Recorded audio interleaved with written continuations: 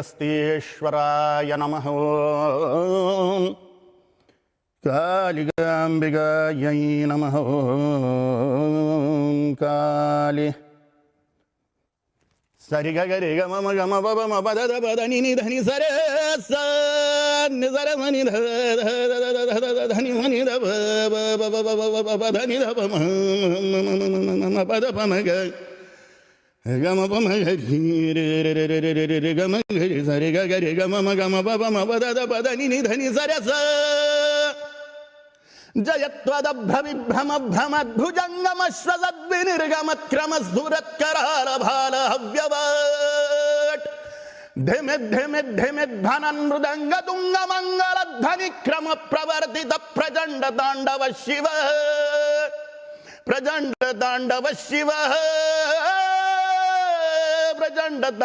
शिव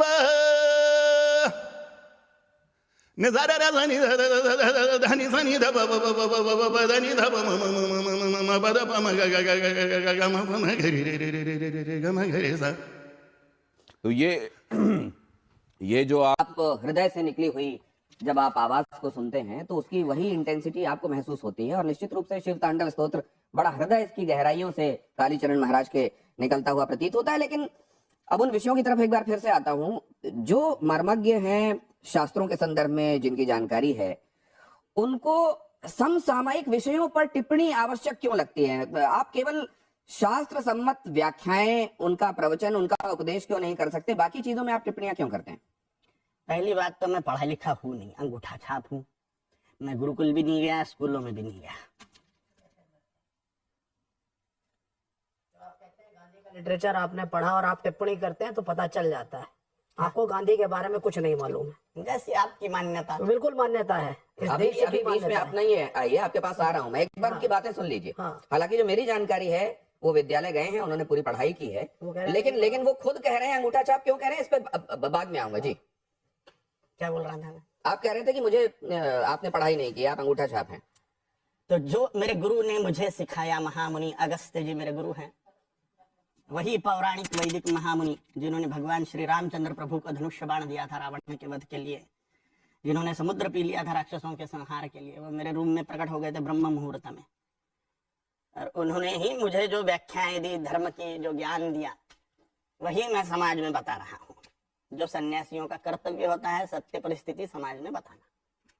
तो ये क्या उन्होंने आपको ये भी कहा कि तुम सामयिक मुद्दों पर भी बोला करो? निस्संशय मेरा प्रधान उद्देश्य हिंदू राष्ट्र की स्थापना के लिए राजनीति का हिंदूकरण करना है, और उसके लिए जितनी भी आवश्यक बातें हैं वो मैं करूंगा। राजनीति का हिंदूकरण, इसका क्या मतलब है? माने जितने भी धर्मनिष्ठ राजा है, जो देवभूमि भारत माता की पूजा करते हैं, यहाँ के सभी रहस्यों को जानते हैं, मोक्ष मार्ग की सुरक्षा की जिम्मेदारी जिन राजाओं के कंधों पर है, ऐसे धर्मनिष्ठ लोग राजनीति में घुसे। 4945 राजा लोग हैं, 4150 विधायक, 545 लोकसभा सांसद, 250 राज्यसभा सांसद, वो सब के सब हिंदू धर्मनिष्ठ होवे तो हम हिंदू राष्ट्र की स्थापना कर सकते हैं। इसलिए मैं प्रयत्नशील हूँ। अब दो चीजें मैं आपसे समझना चाहता हूँ। ये हिंदू जब आप कहते हैं तो ये धर्म है आपके मुताबिक, या आपके मुताबिक जीवन शैली है, या सिंधु नदी के किनारे रहने वाले वो तमाम लोग जो यहाँ इस भारत देश में रहते हैं वो सभी हिंदू हैं? क्या है आपके मुताबिक हिंदू? पहले धर्म माने क्या, फिर हिंदू माने क्या, सनातन माने क्या, ये व्याख्याएं हमें समझ लेनी चाहिए, तो हमारे कंसेप्ट क्लियर हो जाएंगे। अध्यात्म विज्ञानम जीवनात् धारयते इति धर्मः। अध्यात्म का साइंस जीवन में धारण करना धर्म है। अध्यात्म माने आत्मा के मामले का, परमात्मा के मामले का, ईश्वर के मामले का, परम सत्य के मामले का जो विज्ञान है, अध्यात्म विज्ञान, यह जीवन में धारण करना धर्म है। सनातन माने क्या, जो था, है और रहेगा, माने सनातन। हिंदू माने क्या, हिंसयति दुष्ट दुर्गुणानाम सह हिंदू, जो अपने अंतःकरण की दुर्गुणों की और समाज में के दुष्टों की हिंसा करे। हिंसा, बड़ी जिम्मेदारी से बोल रहा हूं। जो अपने अंतःकरण के दुर्गुणों की हिंसा करे, समाज में के दुष्टों की हिंसा करे, वह हिंदू। हिंसयति दुष्ट दुर्गुणानाम सह हिंदू। इसलिए हिंदुओं के सभी देव देवियां हिंसक हैं, दुष्टों का संहार करने वाले हैं। इसलिए सनातन हिंदू धर्म वह साइंस जो ईश्वर को प्राप्त करवाता है, परम सत्य को प्राप्त करवाता है, परमानंद को प्राप्त करवाता है, सभी दुखों का नाश करवाता है, वह विज्ञान जीवन में धारण करना धर्म है। तो आप तो मतलब उसको ही उलट दे रहे हैं जहां कहा जाता है अहिंसा परमो धर्म। अहिंसा परमो धर्म एक नंबर की भंपक बात है। अहिंसा परमो धर्म है, धन धर्म हिंसा तथैव च, अध्यात्म महाभारत के अनुशासन पर्व का वाक्य है। अहिंसा परमो धर्म है, धर्म हिंसा तथैव च। अच्छे को छेड़ना नहीं और बुरे को छोड़ना नहीं।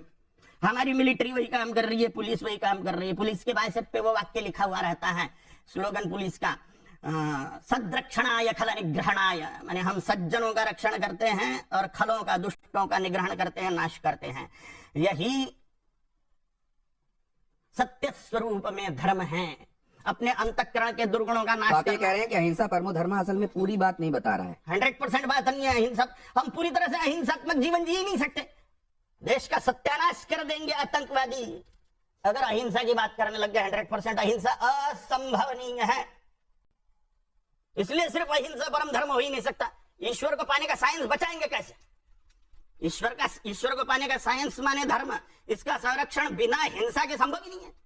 छत्रपति शिवाजी महाराज परम हिंसक थे, गुरु गोविंद सिंह जी महाराज, राणा प्रताप जी महाराज, भगवान श्री राम, भगवान श्री कृष्ण, करोड़ों राक्षसों का संहार कर दिया। महाभारत युद्ध में 166 करोड़ लोगों को मरवा दिया भगवान श्री कृष्ण ने। तो वो जो आतंकवादी कर रहे हैं वो भी तो अपनी की हुई हिंसा को अपने हिसाब से लेजिटिमेट बताते हैं, इसलिए तो करते हैं। टारगेट क्या है ये ध्यान रखना चाहिए। हतो वा प्राप्स्यसि स्वर्गं जित्वा वा भोक्ष्यसे महिं तस्मादुत्तिष्ठ कौन्तेय युद्धाय कृतनिश्चयः। अगर मरोगे इस धर्म युद्ध में तो मुझे प्राप्त कर लोगे, भगवान बोल रहे हैं, और जियोगे तो भूमि पर धर्म का स्वराज्य, धर्म साम्राज्य की स्थापना करोगे। मरोगे तो 72 घोड़े पाओगे, ये नहीं बोल रहे भगवान। इसलिए जमीन आसमान का अंतर है इस्लाम के कथन में और हिंदुत्व के कथन में। अब इसको एक सेकंड आ रहा हूँ, आपके पास आ रहा हूँ। बहुत सारी बातें इकट्ठे हो गई हैं आपके दिल में भी और बाकियों के दिल में भी, मेरे दिल में भी। लेकिन एक बात और, आप जब आपको खुद स्वयं को कालीपुत्र कहते हैं या आप कहते हैं कि एक दिन अचानक आपके कमरे में अगस्त्य मुनि प्रकट हुए, वो अगस्त्य मुनि जिन्होंने राम रक्षा स्तोत्र, जिन्होंने भगवान राम को ये बताया कि ये आदित्य हृदय का पाठ करोगे तो तुम रावण पे विजयी होगे, वो अगस्त्य मुनि आपके कमरे में प्रकट हो गए जी। ये लोग कैसे भरोसा करेंगे? ना करें, लोगों को भरोसा करवाने के लिए थोड़ी बोल रहा हूँ। आपकी मम्मी का नाम क्या है? जी, आपकी मम्मी का नाम क्या है? मेरी माँ का नाम, मैं पिताजी और माताजी का नाम लेता नहीं, उनको पिताजी और माताजी ही कहता। काय परसे माता पिता है, उन्होंने बोला कि तू मेरा बेटा है। अब अपने किसी के प्रमाण की कोई जरूरत नहीं है, लोग माने इसके लिए थोड़ी बोला जाता है। आपके पिताजी का नाम आप क्यों बोलते हो? बस आप उनको पिताजी मानते हो इसलिए, क्योंकि उन्होंने तो बोला ये कि उतना मेरा ही बेटा। नहीं, सुनिए, माँ ने बोला ये तेरा बाप है और मैं तेरी माँ हूँ। काली माँ ने मुझे बोला तू मेरा बेटा है, मेरी टांग टूट गई थी एक्सीडेंट में, काली माँ ने प्रकट होकर जोड़ी और बोला कि तू मेरा बेटा है, बस हो गया।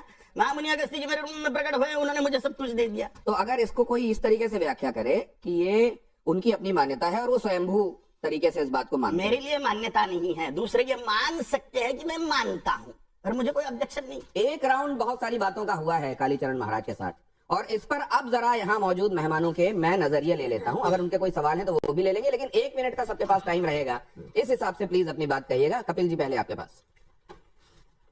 जी, मैं एक बात से बड़ा हैरान होता हूँ कि एक तरफ तो आपने सारे उपदेश दिए और हिंदू धर्म की रक्षा उस सब की बात की, और दूसरी तरफ जो आप लोग फिर ये जो बड़े बड़े हमारे मर्सिडीज बाबा बन गए हैं, जो अमेरिका में घूमते रहते हैं, बड़ी बड़ी धन दौलत अपने मठों में इकट्ठी कर रखी है। एक तरफ आप लोग शिकायत करते हैं कि साहब वो ईसाई जो है वो सही है कि वो रिश्वत दे करके वो दे करके कन्वर्ट कर रहे हैं, तो ये जो पैसा है मठों के पास, ये जो पैसा है इतने बड़े बड़े उनके पास, ये पैसा फिर हिंदू धर्म की रक्षा के लिए गरीब हिंदुओं में क्यों नहीं खर्च किया जाता?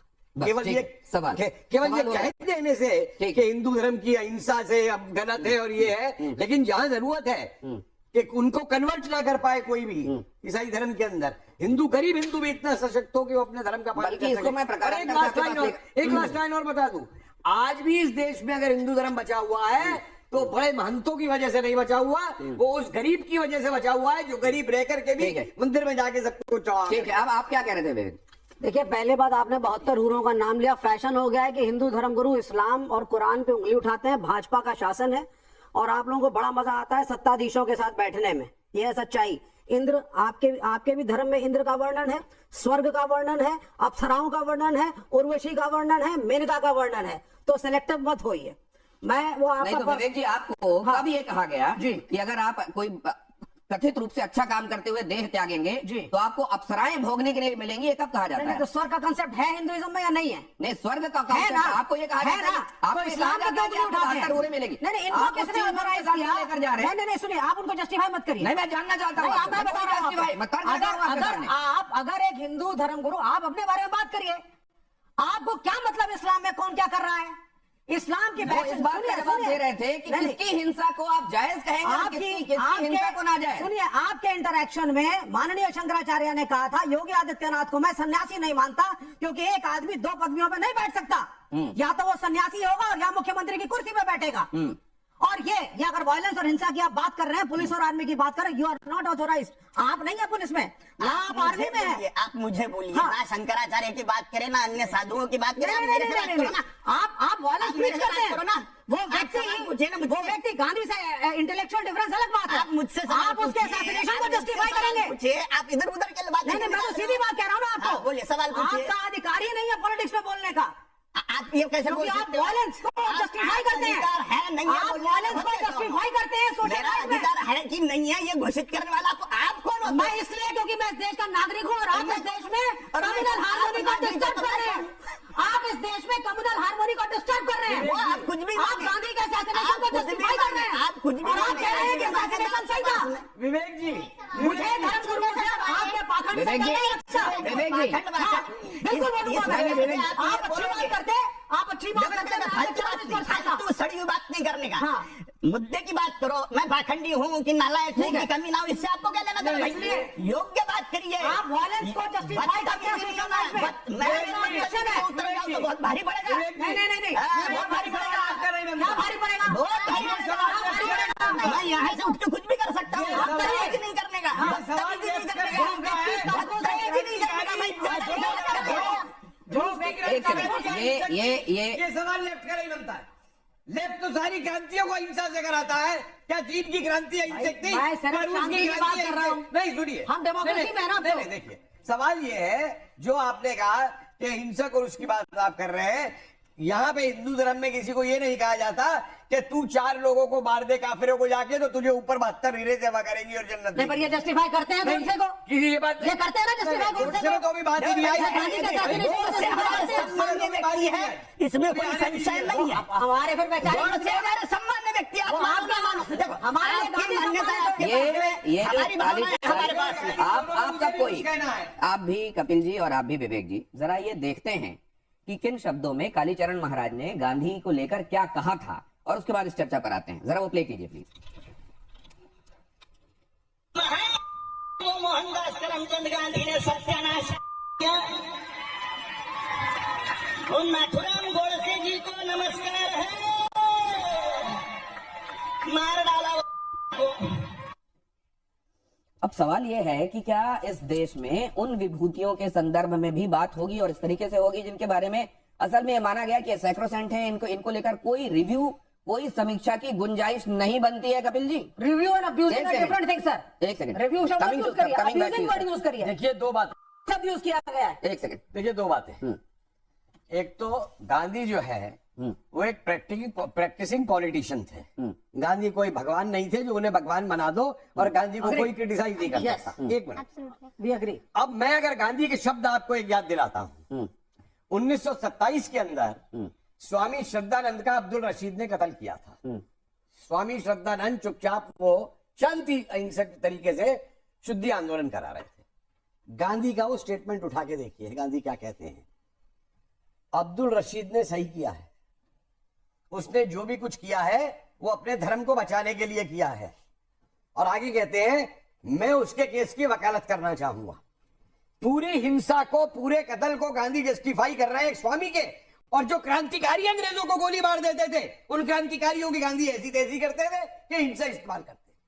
पहली वर्ल्ड वॉर के अंदर जाकर के सेना के अंदर अंग्रेजी की रिक्रूट कराना, खुद गांधी लिखते हैं खेदा के अंदर कि जिन गांवों में हम जाते थे आंदोलन को लेकर के और किसान हमें माला पहनाते थे, जब वहां पे पहुंचे कि अंग्रेजी सेना में भर्ती हो जाओ, तो उन किसानों ने हमें घर में घुसने ही नहीं दिया। वो जो जिनको अंग्रेजी सेना में आप भर्ती करा रहे थे, वो वहां पे जाके धरना देते, तो मतलब- हड़ताल में बैठते। तो मतलब ये कहा जा रहा है कि मारने के लिए ये हो किस है? नहीं, तो क्या ये कहा जा रहा है कि गांधी जी की बहुत सारी बातें ऐसी हैं जिनकी आलोचना और मुखर आलोचना हो सकती है, लेकिन जिन शब्दों का प्रयोग किया गया वो गलत था। मैं तथ्य पे बोलता हूँ। अगर मैंने जो बोला है कोई ऐतिहासिकली गलत साबित कर दे, मैं आज बोलना मानवी तनेजा जी से मैं ये बात समझना चाहता हूँ। मानवी जी,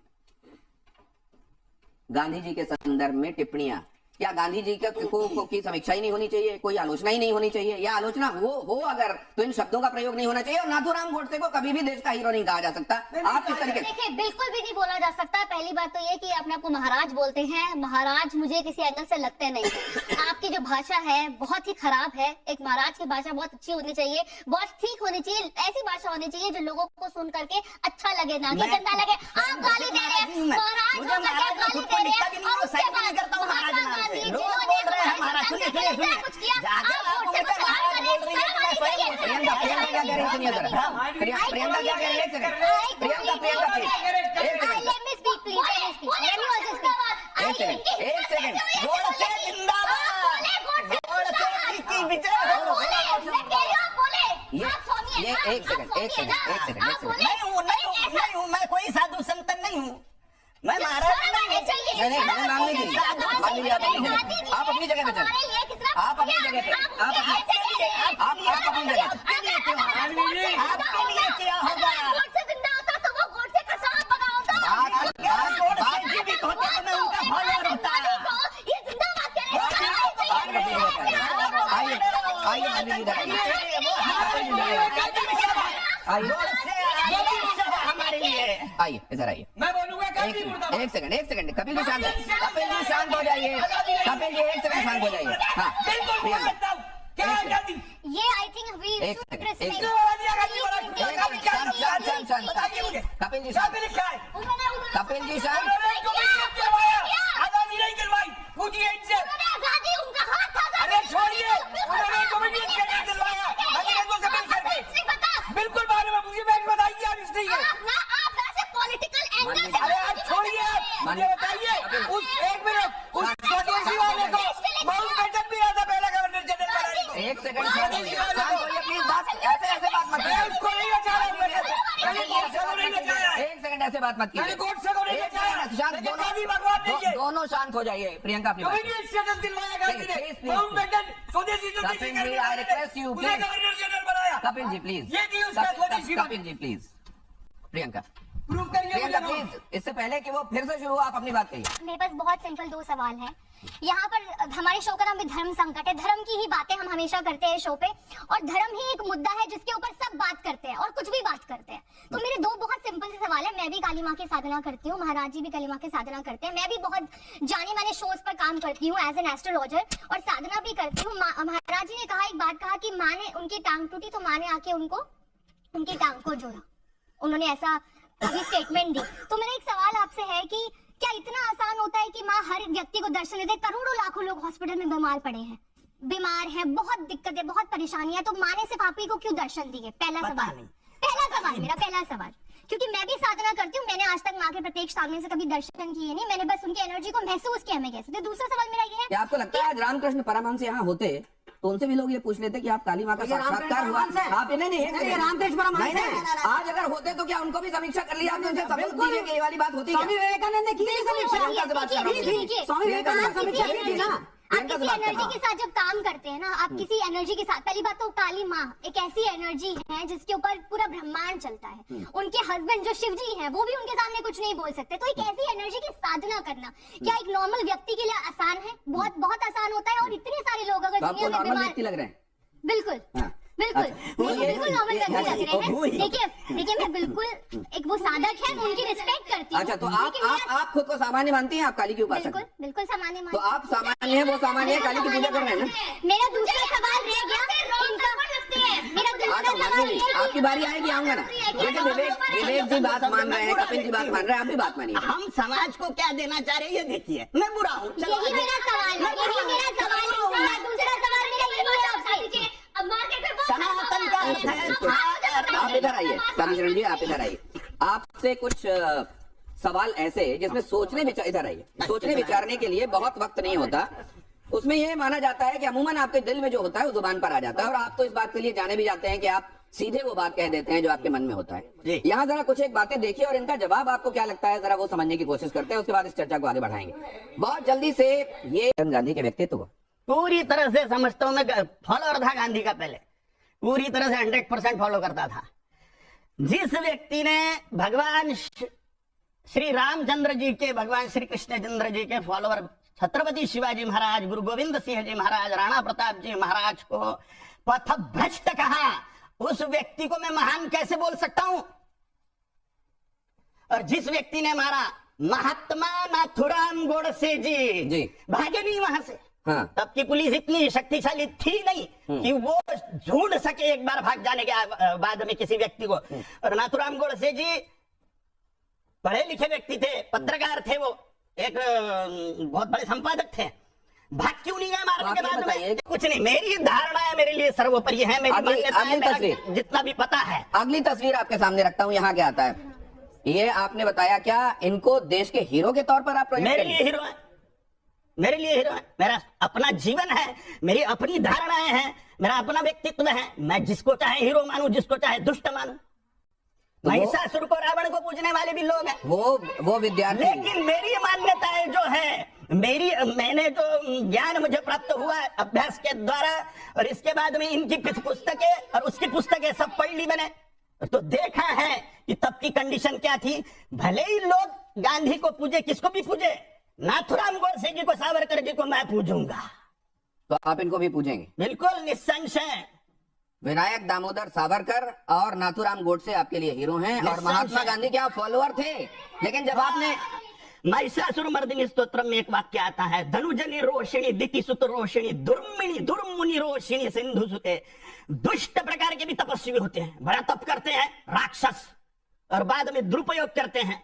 ये गांधी भी वैसा ही व्यक्ति, बड़ा तपस्वीपना दिखाया और बाद में आपको अच्छा एक बात में समझ, क्या ऐसा ये संभव है कि पहले आप नहीं जानते थे, जानते जानते आपने जाना तो आपको ये लगा कि नहीं जो मैं मान रहा था वो गलत था? सही है। क्या जब आप और जानेंगे तो ये संभव है क्या कि फिर से आपके लिए गांधी आपके हीरो हो जाएं? खत्म हो गया पढ़ना पुराना उनके मामले में, अब रियलिटी सामने आ गई। चलिए अगली तस्वीर दिखाइए।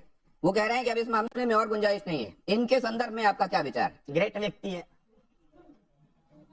तो आपको मालूम है कि जब भी नाथुराम गोडसे को किसी ने हीरो बोला या महात्मा गांधी के संदर्भ में कुछ गलत बोला गया, वो नरेंद्र मोदी को कभी रास नहीं आया, उन्होंने इसकी भर्त्सना की, इसका खंडन किया। हमारे मम्मी पापा को भी बहुत सी बातें रास नहीं आती हमारी, फिर भी हम 100% मम्मी पापा को कहाँ फॉलो करते हैं? कोई हमारे लिए ग्रेट है, इसका मतलब उनको हम 100% थोड़ी फॉलो करेंगे। सुभाष चंद्र बोस हमारे लिए ग्रेट है तो हम 100% उनको थोड़ी फॉलो करेंगे।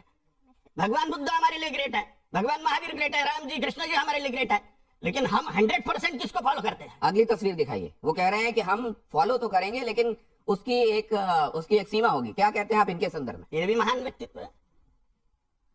तो इन्होंने एक बात कही, बटेंगे तो कटेंगे। हाँ। और मैंने आपके बारे में जो रिसर्च की, आप ये बहुत पहले से कहते रहे कि हिंदुओं को कई आधारों पर बांटने की कोशिश हुई है और हिंदू उस षड्यंत्र का शिकार होते रहे हैं, हिंदुओं को उससे बचना चाहिए। निस्संशय सड़ा हुआ वर्णवाद, ब्राह्मण क्षत्रिय वैश्य शूद्र, ये सड़ा हुआ वर्णवाद जो जन्म से मान रहे हैं, 2378 जातियों का जातीयवाद, भाषावाद 17 भाषाओं का, प्रांतवाद 32 प्रांतों का, संप्रदायवाद, संगठनवाद, ये सारे वाद हिंदुओं का सत्यानाश कर रहे हैं। इन सभी वादों का हिंदुओं ने पूर्णतः त्याग कर देना चाहिए और मात्र हिंदू यह पहचान रखते हुए राष्ट्र के रक्षण के लिए, धर्म की रक्षा के लिए एकीभूत होकर वोटर बैंक बनना चाहिए, जिससे हिंदुओं की साख बने। तो क्या आपकी कही हुई बातें ही कहीं योगी जी के कान में पहुंची और उन्होंने प्रकारांतर से ये बात कह दी? नहीं, वो स्वयं ही ग्रेट व्यक्ति है। तो अपने ही दिमाग में उनकी ये बात, मैं तो बच्चा हूँ। अच्छा एक बात बताइए, के द्वारा बोलने के अनुसार तो मैं दुष्ट व्यक्ति हूँ। मैं एक प्रैक्टिकल बात आपसे, व्यावहारिक बात पूछता हूँ। अपनी ही जाति में, अपने ही वर्ण में लोगों की शादियों के संदर्भ में भी अपनी एक सोच रही। अभी हमने देखा कि बिहार से एक मेंबर ऑफ पार्लियामेंट हैं, उन्होंने बात कही कि देखो शादी विवाह में तुम देख लेना कि जाति क्या है, लेकिन जब देश की बात आती है तो वहां जाति मत देखो। मतलब जाति को भी ये देखना है क्या कि यहाँ तक जाति रखेंगे, यहाँ तक जाति, फिर उसके बाद जाति का काम नहीं रहेगा, ऐसा देखना है क्या? जिनको जातियों से प्रेम है, जिनको जाति के साथ में माटी खाना है, मट्टी खाना है, उन्होंने विवाह तक के देखो। मेरा तो स्पष्ट मत है, जिनका खान पान सेम है, जिनका धार्मिक आचरण मान्यताएं सेम है और जिनकी आर्थिक कंडीशन सेम है, उन्होंने शादी कर लेनी चाहिए बिना जाति का विचार किए। ये मेरी धारणा है, ये मेरा कहना है। तो ये जब आप कहते हैं अपने फॉलोअर्स को, तो मानते हैं ये बात? पता नहीं, क्योंकि हम जिसको सम्मान देते हैं उसके 100% बात मानेंगे ये जरूरी नहीं ना। अगली बात देखिए जरा, यहाँ एक अगला आपके सामने एक सवाल है कि इसमें बेहतर विचारक आपको कौन लगता है और क्यों लगता है? हेडगेवार। वजह? हिंदू राष्ट्र, हिंदुत्व का समर्थन। तो आप ये संविधान की सम्मत बात कर रहे हैं जब आप हिंदू राष्ट्र की बात कर रहे हैं? निस्संशय। कैसे? डॉक्टर बाबा साहेब आम्बेडकर जी ने हिंदू लॉ लागू किया था, नेहरू ने मान्य नहीं करा। संविधान के रचयिता किसको माना जा रहा है? ये इस पे आ रहा हूं मैं, आपके दिमाग में आ रही है बातें, मैं आता हूं, आप अपने सवाल रखिएगा। अगली स्लाइड रखिए प्लीज जल्दी से। ये देखिए जरा, यहाँ पर कालीचरण महाराज के लिए पहले क्या है? गीता है कि संविधान है? क्या है? भगवत गीता। भगवत गीता आपके लिए पहले? हाँ, क्योंकि कोर्ट चलता है कायदे कानून संविधान से, लेकिन वहां पर भगवत गीता पर हाथ रख के कसम खिलाई जाती है, संविधान पे नहीं। इसलिए भगवत गीता प्रथम है, क्योंकि उस पर हाथ रखा हुआ व्यक्ति। लॉजिक, ये कपिल जी आ रहा हूँ, इस पर अपनी बात कहिएगा, लेकिन ये भी जरा देख लीजिए।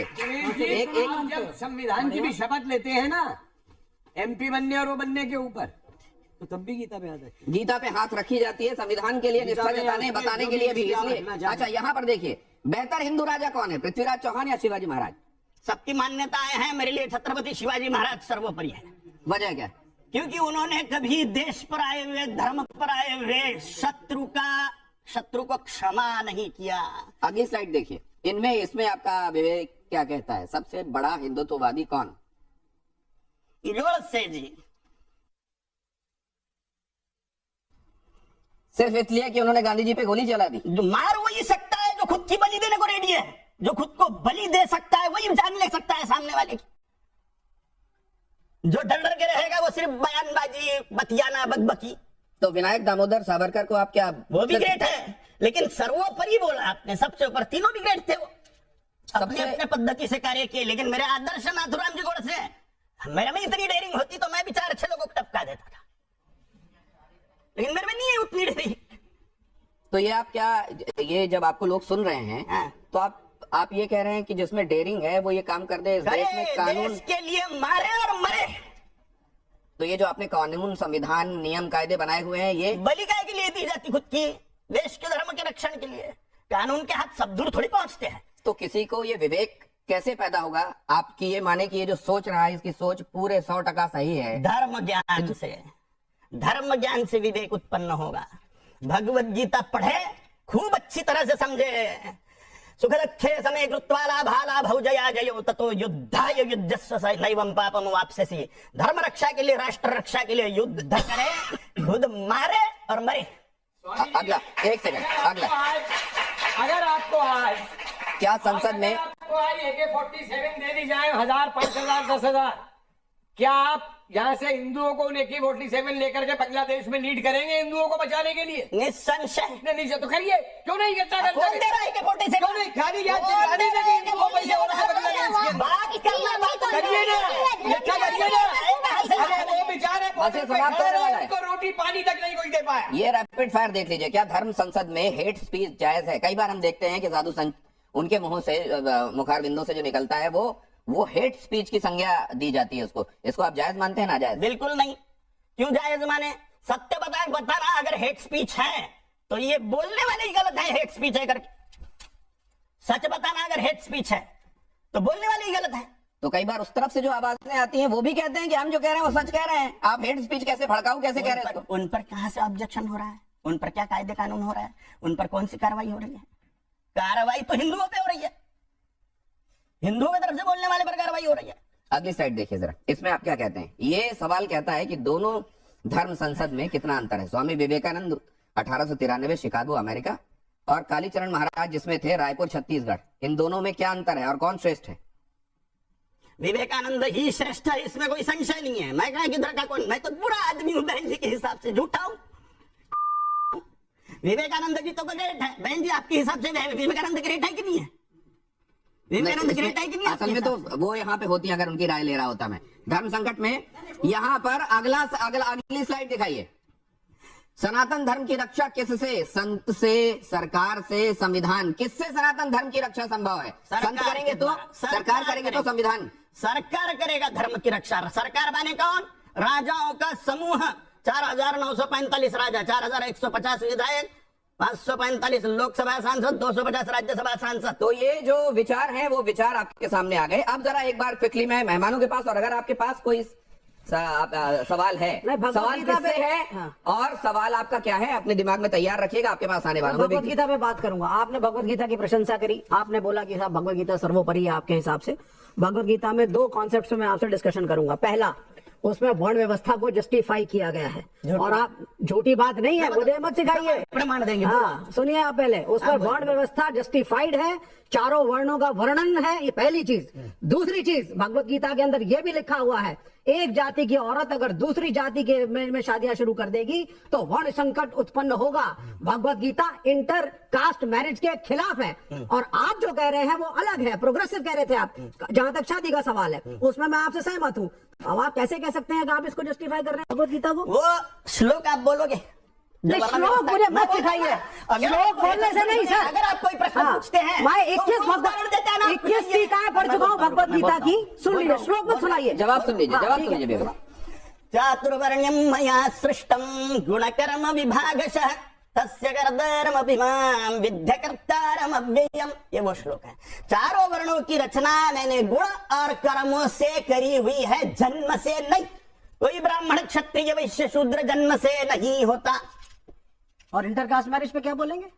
इंटरकास्ट मैरिज में जिनके खान पान समान है, जिनका भगवत गीता में नहीं लिखा है, आप गलत बोल रहे हैं। अर्जुन का विवाह नाग कन्या से हुआ, आप गलत कह रहे हैं। भगवत गीता में इंटरकास्ट मैरिज वैध नहीं है, कोशिश कर रहे हैं। और मैंने 21 टीकाएं पढ़ी हैं। एक सेकंड विवेक जी, वो उदाहरण दे रहे हैं कि अगर अर्जुन का विवाह या भीम का विवाह, हाँ। हिडिंबा के साथ भीम का विवाह हो सकता है, घटोत्कच उन्हीं की संतान और थी। वो गीता नहीं, तो फिर गीता लिखी गई थी। गीता किसने लिखी? नहीं, गीता कब लिखी गई? गीता कब लिखी गई भाई? कब भीम की शादी हो गई? उनकी शादी हो गई थी भीम जी की? नहीं हुई किसने लिखी? थी। आप समय की श्रृंखला को तो देखिए, किस क्षण भगवत गीता लिखी है, उसमें भी आपसे डिबेट कर सकता हूं। बोलो भैया, हाँ किसने लिखी? नहीं, आप मुझे बताइए। नहीं, घुमाइए मत आप बात को, आप सीधी बात बोलिए। वर्ण संकट होगा अगर इंटरकास्ट मैरिज होगी, ये गीता में लिखा है। बड़ा क्लियर बोलने वाला आदमी है, घुमाइए मत। जाति पे डिफरेंशिएट करो यार। नहीं, वो सर वो तो कॉम्प्लिकेशन पे बात है। आप पूरी तरह से कांटा निकालने को तैयारी नहीं हो। नहीं। पूरी तरह नहीं, से अभी कपिल जी आपने जो बीच में टिप्पणी की थी वो लेकर आइए, ये तो जवाब मिल गया कि वो देखिए, वर्ण अलग है, जाति अलग है। चारों वर्ण का ऋग्वेद में भी जिक्र यही है, कर्म से है।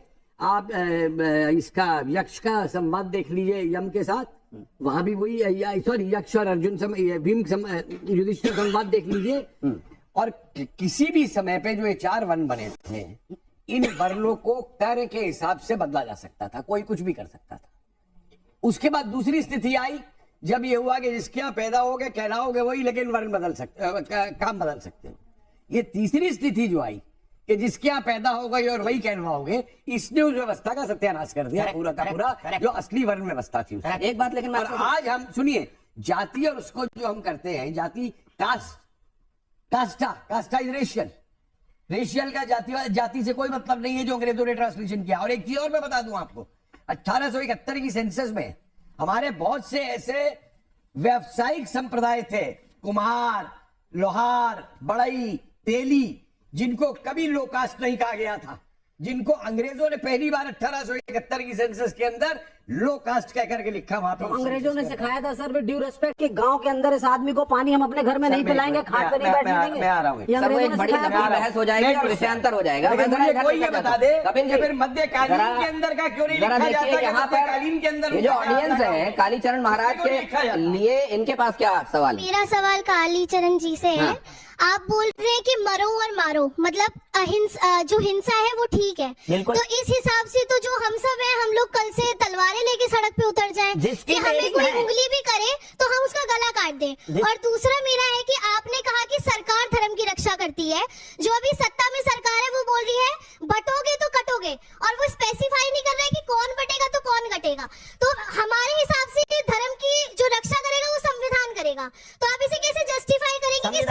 संविधान कौन रक्षा करता कर रही है? है। संविधान को प्रजा में लागू कौन करता है?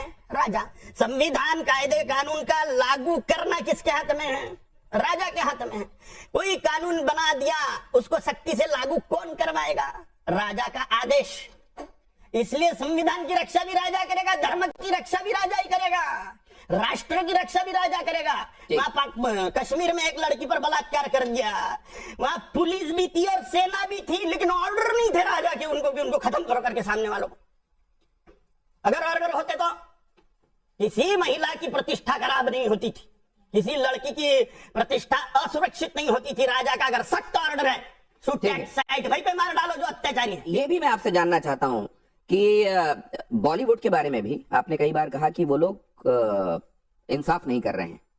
उनकी फंडिंग को लेकर भी आपने बहुत सारी बातें कही। वक्त वक्त पर आने वाली फिल्मों को लेकर भी आप आलोचक रहे।